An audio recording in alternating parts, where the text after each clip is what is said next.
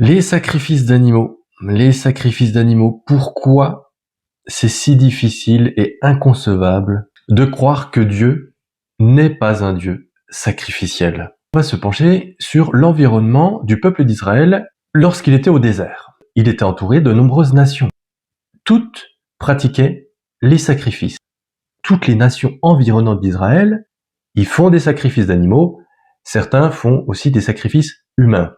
Selon les écrits bibliques, eh bien, Dieu met en place exactement les mêmes pratiques que les nations environnantes. Pourtant, c'est étonnant puisque, soi-disant, si Dieu déjà sort son peuple du pays d'Égypte, c'est pour qu'il sorte de l'oppression, mais aussi de cette culture du mal.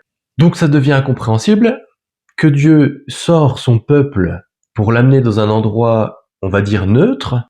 Il lui dit de ne pas imiter la voix des nations, et il se revendique être le seul Dieu et que nul n'est semblable à lui. Donc si nul n'est semblable à lui, pourquoi instaurerait-il ce genre de pratique? Puisque en instaurant les sacrifices d'animaux, eh bien, il devient semblable à ces faux dieux. Toutes les nations qui environnent Israël font ces pratiques. Donc, quelle est la logique que Dieu qui se revendique ne pas être comme ces autres dieux, qui ordonne de ne pas imiter les autres nations, eh bien, finalement, il donne des lois qui font que le peuple d'Israël va imiter les autres nations et qu'il aura un Dieu, eh bien, qui est semblable à tous ces dieux qui environnent le peuple juif.